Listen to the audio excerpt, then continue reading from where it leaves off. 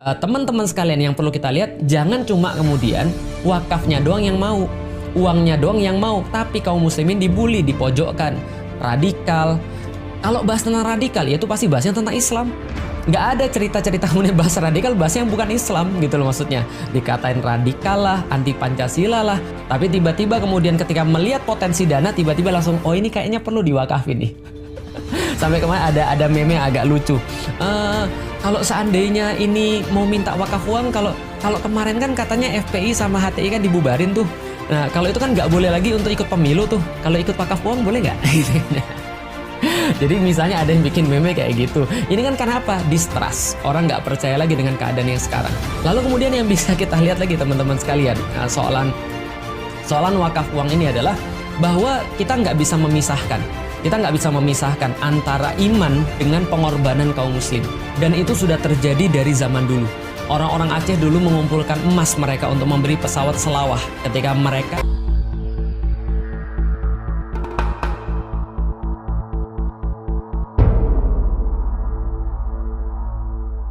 Assalamualaikum warahmatullahi wabarakatuh. Alhamdulillah, puji dan syukur senantiasa kita panjatkan kepada Allah Subhanahu wa Ta'ala. Karena tidak ada satupun yang layak untuk kita berikan puji-pujian, tidak ada yang layak untuk kita sanjungkan. Seluruh penghormatan dan pengibadahan kita melebihi daripada Allah Subhanahu wa Ta'ala. Dia Tuhan satu-satunya, Tuhan semesta alam yang kelak nanti akan memanggil kita satu persatu kepada hadapannya dan meminta kita untuk senantiasa mempertanggungjawabkan setiap apapun yang telah Dia berikan kepada kita. Dan yang paling besar diantaranya adalah kesempatan, lalu kemudian kekuatan, kemampuan, dan juga keimanan yang telah Dia titipkan ke dalam dada kita. Kita berharap semoga Allah merestui kita, Allah meridhoi kita sebagai orang-orang yang beriman, lalu kemudian kita bisa mempertahankan apa yang telah dianugerahkan kepada kita berupa kemampuan untuk bisa mengakuinya sampai dengan Allah menjemput kita. Salat dan salam semoga tercurah dan terlimpahkan kepada baginda Nabi besar Muhammad sallallahu alaihi wasallam, manusia paling sempurna yang pernah berjalan di atas muka bumi. Tidak ada satupun akhlak manusia yang melebihi daripada akhlak beliau. Tidak ada satupun perkataan yang lebih layak untuk didengar selain daripada perkataan beliau. Begitupun juga tidak ada satupun perbuatan yang lebih ranggi daripada perbuatan beliau.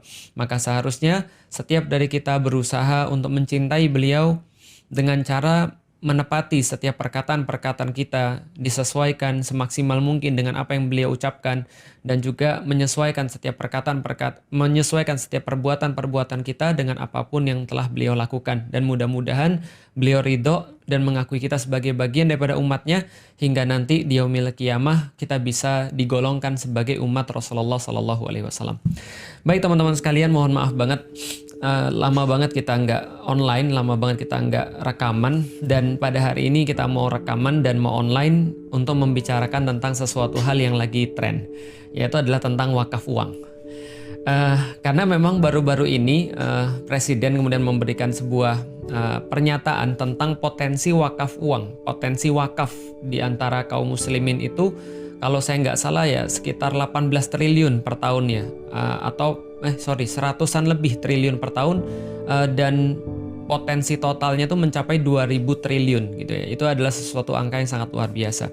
Tapi saya pengen bahas dengan satu angle yang saya ketahui. Jadi ini adalah angle saya sebagai seseorang yang tidak begitu ahli dalam bidang wakaf, tapi saya ingin menyampaikan apa yang saya ketahui tentang wakaf.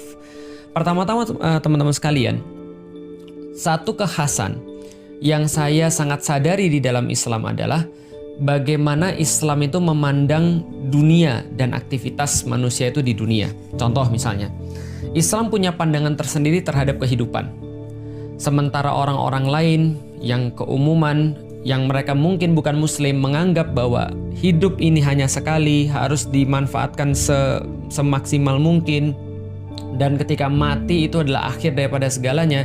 Islam memandang justru berbeda. Islam memandang kehidupan ini hanyalah sebuah tempat transit sebelum menuju sebuah kehidupan abadi kelak. Karena itulah setiap kehidupan di dunia ini pasti nanti akan diminta pertanggungjawaban dan dia connect dengan kehidupan setelah dunia. Karena kita meyakini sebelum kehidupan kita ini ada kehidupan yang lain, lalu ada matinya, lalu ada hidupnya lagi, matinya dan hidupnya kembali pada Allah. Artinya ini adalah cara pandang yang berbeda. Contoh lagi misalnya, Islam punya cara pandang yang sangat unik mengenai soalan harta. Dan ini tidak pernah saya temukan di dalam kehidupan saya sebelumnya. Karena saya sebelumnya belum muslim, ketika saya jadi Islam itu saya sangat menemukan pandangan harta yang sangat berbeda dengan pandangan saya sebelumnya di dalam Islam itu. Pandangan Islam terhadap harta ini bukan sebuah tujuan. Tapi harta ini adalah sebuah perantara untuk mencapai tujuan. Itu adalah di dalam Islam. Sehingga di dalam Islam itu orang yang paling dermawan atau orang yang paling kaya bukan ditentukan daripada berapa harta yang dia dapat, tapi berapa harta yang dia keluarkan. Bukan ditentukan juga hanya dengan berapa harta yang dia dapat dan dia keluarkan, tapi dari mana dia dapat dan kemana dia keluarkan. Apakah untuk tujuan yang baik atau tidak baik. Dan menariknya adalah, walaupun Islam menganggap bahwa harta ini salah satu bagian yang sangat penting untuk menuju tujuan yang kita inginkan, tapi Islam tidak pernah untuk menilai seseorang keutamannya itu dari harta. Contoh misalnya, Rasulullah Shallallahu Alaihi Wasallam itu punya doa, dan kadang-kadang kaum muslimin itu kan banyak berdoa.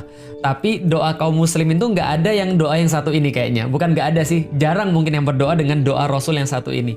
Bagaimana doa Rasulullah? Ya Allah, matikan aku sebagai orang miskin dan bangkitkan aku bersama dengan orang-orang yang miskin. Nah itu kan gak ada di antara kita yang berdoa kayak gitu. Artinya Rasulullah ingin ngasih tahu, ia punya harta itu adalah baik kalau kamu jadikan itu sebagai cara mencapai Allah, cara mencapai tujuanmu, yaitu adalah ridha Allah. Tapi tidak punya harta pun itu tidak menghalangi kamu untuk bisa jadi yang terbaik di hadapan Allah Subhanahu wa taala. Buktinya Rasulullah Shallallahu alaihi wasallam, beliau itu berdoa dengan cara seperti itu. Beliau hidup dengan seadanya, tidur dengan kasur itu pelepah kurma, yang ketika beliau bangun itu beliau punya bekas-bekas di punggungnya. Beliau senantiasa hidup berkecukupan, bersahaja di satu bedeng yang itu sangat sempit bersama dengan istrinya.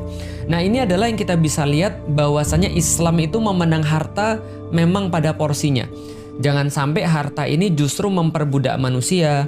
Harta ini justru menjadikan manusia itu menjadi tidak seperti sewajarnya. Contoh misalnya, demi harta lantas dia sampai tega membunuh keluarganya. Gara-gara harta dia sampai tega untuk menuntut ibunya. Demi harta dia sampai tega untuk berantem dengan saudara-saudaranya. Demi harta dia sampai tega untuk membohongi orang-orang yang lain. Karena kemaksiatan itu juga bisa jadi karena orang itu tamak dengan harta. Makanya kita bisa tahu kan ya, bahwasanya kapan dikatakan kaum muslimin itu seperti buih di lautan ketika punya penyakit wahan. Apa itu penyakit wahan? Hubud dunya wa karahiyatul maut. Yaitu adalah sangat mencintai dunia, dalam arti harta dunia dan seisinya, syahwat-syahwat yang ada di dunia termasuk itu adalah harta, dan juga wa karahiyatul maut, dan dia membenci kematian atau dia tidak suka dengan kematian. Jadi cara pandang Islam terhadap harta itu sangat unik, dan itu hanya bisa didapatkan ketika seseorang itu sudah beragama Islam. Maka satu waktu ketika Mu'adz bin Jabal itu diutus oleh Rasulullah Shallallahu Alaihi Wasallam pergi ke daerah Yaman, maka beliau tanya pada Rasulullah Shallallahu Alaihi Wasallam, ya Rasulullah, apa yang harus saya lakukan ketika saya pergi ke Yaman? Maka Rasulullah menyampaikan pada Mu'adz bin Jabal, Mu'adz, ajak manusia untuk bersyahadat kepada Allah Subhanahu Wa Taala. Pertama ya, jadi ajak manusia untuk bersyahadat pada Allah Subhanahu wa taala. Maka lalu Mu'adz menjawab, kalau sudah saya lakukan, lantas apalagi yang harus saya lakukan pada mereka? Kata Rasulullah, tegakkan sholat. Lalu Mu'adz bertanya lagi, kalau mereka sudah bersyahadat dan sudah menegakkan sholat, apalagi yang harus kita perintahkan pada manusia? Maka Rasulullah Shallallahu Alaihi Wasallam menjawab, maka ambillah infak daripada mereka, maka ambillah zakat daripada mereka. Maka ini adalah sesuatu yang kita kenal di dalam Al-Quran ketika Allah mensifati kaum muslimin, itu kan ya, zalikal kitabu la raiba fihi hudal lil muttaqin alladzina yu'minuna bil ghaib wa yuqimunas shalah wa mimma razaqnahum yunfikun. Orang-orang yang bertakwa itu adalah mereka yang beriman pada Allah, bersyahadat kalau kasusnya Mu'adz tadi. Lalu kemudian mereka itu sholat, menegakkan sholat, wa yuqimunas shalah. Yang ketiga, mereka yang menunaikan zakat. Maka zakat baru bisa diambil daripada mereka. Dan ini adalah tartib yang Rasulullah ajarkan. Jadi ini adalah sequence yang Rasulullah ajarkan kepada Mu'adz bin Jabal. Mu'adz ajak orang untuk bersyahadat, lalu tegakkan sholat, lalu kemudian minta infak mereka atau ambil zakat mereka. Dan itu tidak bisa terjadi kalau Anda datang langsung tiba-tiba minta zakat. Rasulullah tahu it not working gitu kan ya, itu nggak bisa begitu. Nggak bisa tiba-tiba datang, orang belum bersyahadat, orang belum sholat, tiba-tiba dia diambil zakatnya. Itu namanya pemaksaan. Itu namanya sesuatu yang akan mengakibatkan orang bertanya-tanya, loh kamu siapa? Kamu tuh ngambil harta saya, kamu tuh rampok berarti. Ini yang kemudian kita harus tahu, bahwa Rasulullah mengajak, ajarkan dia syahadat, lalu kemudian buat dia beramal soleh. Setelah dia buat beramal soleh, maka baru Anda bisa mengambil zakatnya sebagai bagian daripada ibadah dia. Karena dia sudah tahu bahwa zakat ini atau uangnya dia ini akan dimanfaatkan sesuai dengan aturan Allah. Ingat ya, berarti yang diselesaikan pertama kali bukan masalah yang bersifat fisik, seperti makan, seperti zakat, seperti uang, enggak. Tapi yang diselesaikan pertama kali adalah perkara-perkara yang bersifat pemikiran, trust. Karena kalau orang sudah trust, dia akan lakukan apapun. Tapi kalau orang nggak trust, maka sepeser pun dia nggak akan keluarkan. Serupiah pun dia nggak akan mau kalau orang sudah nggak trust. Tapi kalau orang sudah trust, jangankan hartanya, seluruh hartanya juga diberikan. Maka di dalam Al-Quran, coba Anda lihat, Allah mensifati jihad itu senantiasa dengan dua, dengan amwal dan anfus. Dengan amwal, dengan mal, dengan harta. Yang kedua anfus, dengan jiwa. Misalnya Allah katakan di dalam surat As-Saff, surat As-Saff, hal adullukum ala tijaratin tunjikum min azabin alim. Apakah kamu mau kami tunjukkan dengan sebuah perdagangan yang sangat menguntungkan? Tu'minuna billahi wa rasulihi wa tujahiduna fi sabilillahi bi amwalikum wa anfusikum. Maka Anda beriman pada Allah, lalu kemudian berjihadlah di jalan Allah dengan harta-harta Anda dan dengan diri Anda, jiwa Anda. Maka itu yang Allah sifati tentang jihad. Yang dipanggil siapa? Orang beriman. Karena orang yang nggak beriman nggak akan mau berkorban. Orang yang nggak trust pada Allah nggak akan mau berkorban. Orang yang nggak iman pada Allah nggak akan mau mengeluarkan harta apalagi jiwa. Dalam ayat yang lain, surat At-Taubah ayat 111 misalnya, Allah sampaikan di dalam Al-Quran, Innallaha astara minal mu'minina anfusahum wa amwalahum bi anna lahumul jannah. Allah mengadakan perdagangan kepada orang-orang yang beriman. Yang dipanggil hanya orang-orang beriman, yang diajak dagang hanya orang-orang beriman. Kenapa? Karena Allah tahu orang yang nggak beriman nggak peduli. Orang yang nggak beriman lebih sayang harta. Orang yang nggak beriman itu nggak mau ngeluarin hartanya. Orang yang nggak trust itu nggak akan mau ngeluarin hartanya. Maka Allah katakan, Innallaha ashtara, Allah mengadakan sebuah perdagangan pada orang-orang beriman, minal mu'minina anfusahum wa amwalahum bi anna lahumul jannah. Maka Allah akan ganti setiap jiwa mereka yang mereka korbankan di jalan Allah, lalu kemudian harta mereka yang mereka korbankan di jalan Allah, Allah akan ganti dengan surganya Allah. Sesuatu perdagangan yang kata Allah itu nggak masuk akal untungnya. Kenapa nggak masuk akal? Yang ngasih jiwa ya Allah, yang ngasih harta ya Allah, tapi Allah jadikan itu semua sebagai modal Anda untuk mencapai bagaimana caranya bisa dagang dengan Allah dengan sesuatu yang lebih besar. Ibaratnya gini, Anda sudah minjem duitnya orang, lantas Anda beli barang dia dengan menggunakan duitnya dia. Kira-kira gitulah. Makanya kata Allah, ini ada yang menolak nggak nih? Harusnya kalau yang beriman nggak menolak.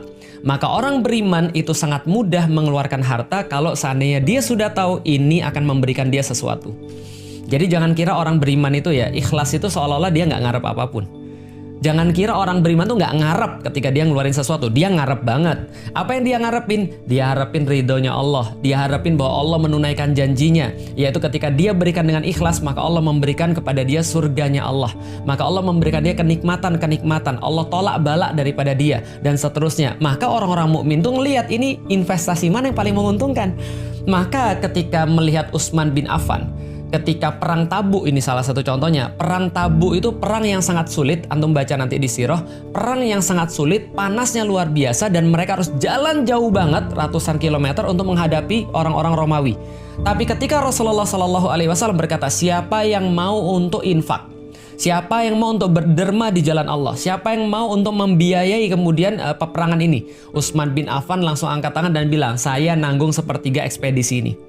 Sepertiga ekspedisi saya tanggung, which is itu adalah sekitar ratusan unta gitu kan ya, dan ratusan kuda dan banyak sekali duit-duit yang lain yang bersifat cash. Ini yang dilakukan oleh Utsman bin Affan. Dan tidak hanya pada kesempatan itu, Utsman bin Affan itu juga menanggung perang Badar. Utsman bin Affan juga membeli sumur daripada orang Yahudi ketika lagi kekeringan, dan orang Yahudi itu naikin harga sampai nggak masuk akal. Tapi Utsman bin Affan rela untuk kehilangan apapun yang seolah-olah kalau dalam pikiran kita, ini kan harta kita, kan kita yang cari, halal. Tapi semuanya diinfakkan di jalan Allah. Kenapa? Karena dia terpanggil dengan janji Allah Subhanahu wa Ta'ala. Oh ya orang beriman, siapa yang mau masuk surga? Nih kesempatan, kasih harta kamu di jalan Allah. Allah akan kemudian jadikan itu sebagai modal kamu masuk surga. Maka ketika Utsman bin Affan menginfakkan hartanya, maka turun ayat Allah, perumpamaan orang-orang yang berinfak di jalan Allah, yang mengeluarkan harta di jalan Allah. Maka mereka seperti menanam satu butir, dari satu butir keluarlah kemudian tujuh sumbulat gitu kan ya, keluarlah 7 sanabil, mohon maaf, keluarlah 7 anggaplah 7 cabang, dan masing-masing cabang itu mengalirkan 100 butir lagi. Jadi satu butir itu 700 minimal. Dan kata Allah, Allah akan melipat gandakan sesuai dengan kehendaknya kalau Allah mau. Dan itu turun dengan satu orang Utsman, Masya Allah. Belum lagi ketika Rasulullah bilang, siapa yang mau berinfak di jalan Allah? Ini kesempatan lagi.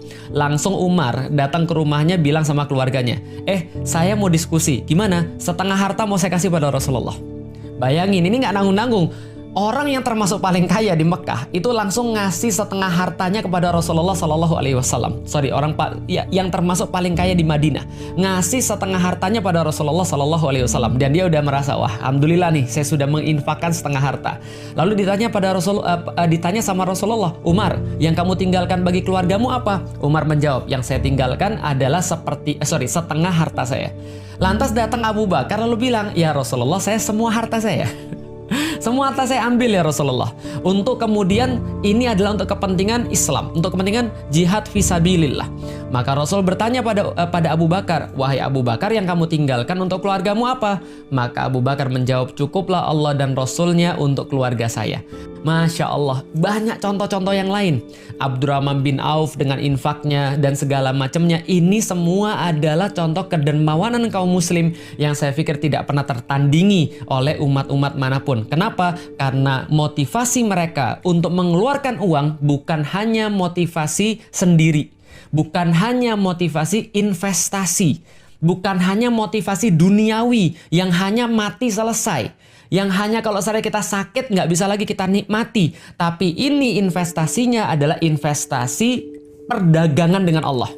Maka mereka punya motivasi yang sama sekali berbeda dan sangat kuat sekali, Masya Allah. Maka mereka nggak ragu-ragu. Karena kenapa? Mereka trust dengan Allah. Kalau manusia aja kita bisa trust. Kalau kita investasi pada mereka dan orangnya pintar, maka dia akan balik lagi kepada kita dalam bentuk harta yang lebih banyak. Apalagi investasinya dengan Allah.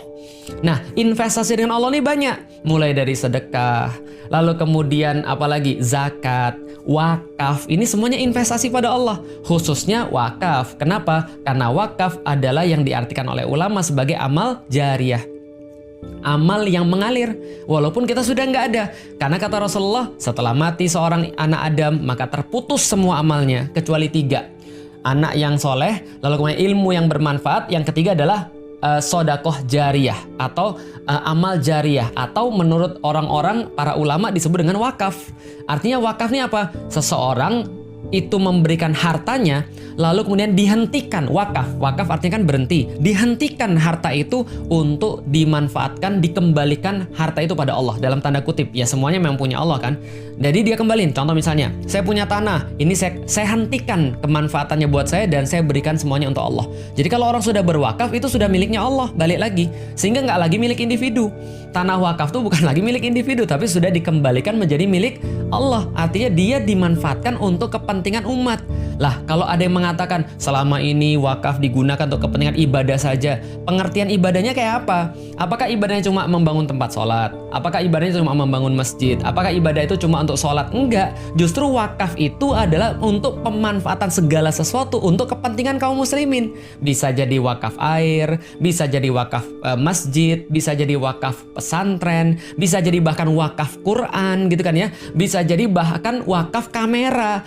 Ini ada sahabat saya, dia punya uang 50 juta. Lalu dia nanya, yang terbaik apa nih dimanfaatkan? Saya bilang wakafin. Wakafin di mana? Beli kamera, cari orang yang bisa buat konten-konten Islam, biayai mereka buat konten-konten Islam, maka selama video video itu ditonton sama orang, maka Anda ngalir pahalanya ke situ. Itu jauh lebih enak gitu kan ya. Kenapa? Daripada kita dakwah sendiri, lebih baik kita kemudian wakafin kamera. Saya sendiri, saya punya 3 kamera, 2 saya wakafin, 1 kemudian saya gunakan untuk pribadi kan gitu kan ya. Jadi saya dapat juga kalau seandainya ada orang yang bikin konten lalu kemudian orang-orang ngelihat dan mendapatkan manfaat. Ini adalah wakaf, dan kita perlu kasih tahu wakaf itu dimotivasi oleh iman, bukan dimotivasi oleh yang lain. Jadi kalau dikatakan, yuk kita berwakaf uang untuk apa? Untuk membiayai kepentingan sosial. Oh tunggu dulu, sebentar dulu, kepentingan sosial yang mana dulu? Karena balik lagi, kita wakaf itu, kita sedekah itu, kita zakat itu karena trust dengan Allah. Maka orang-orang yang taat akan mau mengeluarkan uang di jalan Allah. Sekali lagi, hanya orang taat yang mau untuk mengeluarkan uang di jalan Allah. Atau hanya orang taat yang mau untuk habis-habisan berkorban dengan harta atau jiwanya. Pertanyaan sekarang adalah, kalau seandainya Rasulullah begitu mudah memotivasi para sahabat ketika perang Tabuk, ketika perang Badar, ketika perang apapun dan segala macam, dalam kondisi negara pada saat itu yang Rasulullah pimpin waktu itu memang tidak punya uang cash, maka kemudian Rasul meminta semuanya berebut ngasih hartanya mereka. Kenapa? Karena Rasulullah memastikan bahwa negara itu, bahwa kehidupan itu, bahwa masyarakat itu, bahwa yang mereka perjuangkan itu semua untuk meraih ridho Allah Subhanahu wa taala. Lah sekarang mohon maaf, kalau seandainya sekarang kita lihat yang menghina Islam didiemin, yang menistakan Islam kemudian nggak pernah ditangkep, orang-orang Islam malah dibully terus, tiba-tiba ada tokoh-tokoh muslim yang tiba-tiba ditangkap tanpa kejelasan apa masalahnya gitu ya. Lalu kemudian ada banyak kezoliman yang nggak bisa disebutkan satu persatu. Semua itu terjadi tiba-tiba ngomong tentang wakaf uang. Tiba-tiba ngomong tentang syariat Islam. Tiba-tiba ngomong bahwa sedekah itu merupakan syariat Islam. Ada yang miss di sini. Kamu nggak menanamkan akidahnya, kamu nggak menjelaskan, kamu nggak buat orang trust dengan bahwa ini adalah bagian daripada kerjaan yang Islami, tapi tiba-tiba kamu pakai dalil yang Islami. Itu sama aja kayak gini. Ada seorang bapak, dia nggak ngasih, ada seorang suami, dia nggak ngasih nafkah pada istrinya, pulang marah-marah, mabuk-mabukan, lalu kemudian dia cari hartanya haram semuanya, lalu kemudian dia maki-maki istrinya, lalu kemudian dia protes dengan istrinya, tiba-tiba dia bilang, saya itu mau poligami, nikah lagi karena itu syariat Islam. Ini ada yang nggak nyambung di situ, paham teman sekalian? Belum lagi orang-orang ngelihat, bukan hanya orang Islam, publik melihat, loh bagaimana negara ini memanfaatkan hartanya? Bagaimana selama ini harta itu dikelola? Gimana kalau nanti jadi kayak bansos? Gimana kalau nanti jadi kayak Jiwasraya? Gimana kalau nanti jadi kayak misalnya contoh ya Asabri dan seterusnya? Ini problem lagi. Lah kenapa? Karena ini masalah pengelolaan harta, nggak ada trust di situ. Lah kalau nggak ada trust di situ ya gimana caranya kita mau minta kepada orang wakaf uang tadi? Kecuali kalau tadi, negaranya itu sesuai dengan syariat Islam, gitu kan ya. Orang-orang Muslim itu kemudian diajak ngobrol, dihormati. Tokoh-tokoh agama kemudian diberikan kemuliaan. Agama Islam tuh dijaga, yang menistakan kemudian diurusin. Lalu kemudian ya pokoknya menghormati agama, dan orang-orang sampai umat Muslim tuh melihat, oh benar nih, saya punya pemimpin yang keren banget, membebaskan Hagia Sophia misalnya kayak gitu kira-kira ya. Saya yakin kalau kayak gitu, itu nggak usah disuruh kita udah berebut. Kenapa? Karena kita pasti juga mempertimbangkan semuanya. Atau gampangnya gini deh, Gimana kalau Habib Rizik yang minta wakaf itu ya kira-kira? Nah, nanti komen ya, kalau Habib Rizik yang minta wakaf itu kira-kira antum mau atau enggak? Kira-kira kalau misalnya sekelas misalnya contoh ulama yang diakui di Indonesia, yang ulama-ulama yang jelas pembelanya terhadap Islam, yang minta uang wakaf itu, insya Allah saya yakin berbondong-bondong orang yang mau ngasih wakaf itu. Kenapa? Karena dia yakin bahwa gua ngasih ini adalah bagian daripada ibadah. Ketika gua ngasih ini adalah bagian daripada pemulihan terhadap agama. Karena itulah teman-teman sekalian yang perlu kita lihat, jangan cuma kemudian wakafnya doang yang mau, uangnya doang yang mau, tapi kaum muslimin dibully, dipojokkan, radikal. Kalau bahas tentang radikal, ya itu pasti bahasnya tentang Islam. Nggak ada cerita-cerita kemudian bahasa radikal, bahasa yang bukan Islam gitu loh maksudnya. Dikatain radikal lah, anti Pancasila lah. Tapi tiba-tiba kemudian ketika melihat potensi dana, tiba-tiba langsung, oh ini kayaknya perlu diwakafin nih. Sampai kemarin ada meme yang agak lucu. Kalau seandainya ini mau minta wakaf uang, kalau kemarin kan katanya FPI sama HTI kan dibubarin tuh. Nah kalau itu kan nggak boleh lagi untuk ikut pemilu tuh. Kalau ikut wakaf uang boleh nggak? Jadi misalnya ada yang bikin meme kayak gitu. Ini kan karena apa? Distrust. Orang nggak percaya lagi dengan keadaan yang sekarang. Orang nggak percaya bahwa kamu bisa ngelola kayak gitu. Kenapa? Karena kamu track recordnya selama ini bukan track record yang ya sesuai dengan apa yang diinginkan. Kira-kira maksudnya begitu. Nah, lalu kemudian yang bisa kita lihat lagi teman-teman sekalian, soalan wakaf uang ini adalah bahwa kita nggak bisa memisahkan. Kita nggak bisa memisahkan antara iman dengan pengorbanan kaum muslim. Dan itu sudah terjadi dari zaman dulu. Orang-orang Aceh dulu mengumpulkan emas mereka untuk memberi pesawat selawah. Ketika mereka yakin bahwa tegaknya Indonesia ini akan menegakkan agama. Ketika tegaknya Indonesia ini akan menyelamatkan agama mereka. Bukan malah membuat agama mereka ini dibully. Bukan malah menempatkan agama mereka itu dalam pesakitan. Bukan malah menempatkan agama itu selalu jadi tempat yang disalah-salahkan. Gitu kan ya. Ini yang kemudian perlu kita tahu bahwa ini tidak kita lihat apa yang ada pada pemerintah. Mau nggak mau ya pemerintah boleh berpikir apapun, tapi ya ini harus dikoreksi. Jangan sampai kemudian ya umat berpikir kayak gitu. Nah, ini adalah bagian daripada introspeksi, sebuah kritik kepada pemerintah. Kenapa sih kemudian apapun yang datang dari pemerintah lantas kemudian disalahpahami? Mungkin selama ini komunikasinya nggak benar, atau bahkan tidak pernah berkomunikasi sama sekali. Yang ada justru yang dilihat oleh orang-orang adalah kaum muslim selama ini tidak diberikan sesuatu, tapi ketika kalian mau ngambil sesuatu daripada kaum muslimin. Jadi teman-teman sekalian, itu sedikit bahasan kita tentang wakaf. Artinya kalau Anda mau untuk dibantu dalam tanda kutip ya oleh kaum muslim, ya nggak mau juga nggak apa-apa. Ya berarti Anda harus ngajarin keimanan dulu. Anda harus terlihat bahwa Anda itu memang berbuat sesuatu untuk Islam. Dan satu lagi yang mau saya sampaikan, Indonesia itu ya, data statistik mengatakan atau survei saya lupa atau riset saya lupa, nanti kita tampilin nanti di caption, 100 orang paling kaya di Indonesia itu menguasai hampir sekitar setengah atau bahkan 80% kekayaan Indonesia. Lalu kemana selama ini taipan-taipan yang kaya itu? 1-10 orang terkaya di Indonesia. Kenapa mereka nggak mau bantu Indonesia? Kenapa mereka nggak mau kemudian mengeluarkan uang mereka untuk bantu pemerintah? Padahal duit orang-orang muslim, kalaupun dikumpulin semuanya, itu nggak akan sebanyak duit mereka. Orang-orang terkaya di Indonesia itu loh, yang punya duit ratusan triliun, bahkan lebih daripada itu misalnya. Kenapa mereka nggak mau ngeluarin? Kenapa? Karena sekarang orang tahu kan, kalau seandainya orang tuh nggak punya iman, alasan apa mereka ngeluarin duit? Kalau orang tuh nggak punya harapan bahwa ada hitungan setelah akhirat, ngapain mereka mau berkorban dengan duit mereka? Karena itulah Allah dalam Al-Quran mengatakan hanya orang beriman yang dipanggil untuk bisa mengorbankan harta bahkan jiwanya untuk agama, untuk tegaknya Islam, untuk tegaknya ketaatan, untuk tegaknya kebaikan, untuk tegaknya kebenaran, untuk tegaknya keadilan dan seterusnya. Dan itulah yang kita bisa pelajari daripada situasi akhir-akhir ini. Mohon maaf kalau ada yang nggak nyaman dengan bahasan kita, cuman saya agak mikir dan agak gatel aja itu kan ya. Saya cuma mikir, kamu nggak ngajari anakmu untuk beriman, tiba-tiba ketika dia nggak berbakti kepadamu, kamu marah. Kamu nggak ngajarin anakmu untuk taat, tapi kamu marah ketika dia, tapi kamu minta dia untuk sholat. Sama aja kayak ada orang tua yang selama ini nyontoin di depan anaknya dangdutan, nyontoin di depan anaknya untuk ngerokok, nyontoin di depan anaknya untuk berbuat maksiat, tapi dia marah ketika anaknya bermaksiat. Ya sama kayak tadi, maksudnya adalah kamu nyontoin dulu dong. Kalau kamu minta rakyat untuk taat, minta rakyat untuk keluarkan infak atau bahkan wakaf uang, ya contohin dulu gitu, maksudnya contohin dulu bahwa memang ini adalah kamu taat dong, keluarin wakafmu, ya kamu dulu dong taat, hormati dulu dong agamamu, korbankan dirimu dulu dong untuk agamamu, buat sesuatu dong untuk agamamu, baru orang-orang pasti akan ngikutin walau kamu nggak ngomong. Dan itu sudah terbukti pada Rasulullah Shallallahu Alaihi Wasallam. Rasul nggak usah ngomong, para sahabat sudah infak. Apalagi kalau Rasul ngomong, mak, selesai gitu kan ya. Utsman bin Affan sepertiga langsung ditanggung dan seterusnya. Masya Allah, barakallahu fikum, mudah-mudahan bermanfaat. Nanti kalau misalnya ada perlu penjelasan-penjelasan, cari pada ulama-ulama yang lebih paham. Yang jelas saya nggak mau mendalam soalan wakaf, saya cuma mau membahas implikasinya aja. Mudah-mudahan bermanfaat. Assalamualaikum warahmatullahi wabarakatuh. Dadah.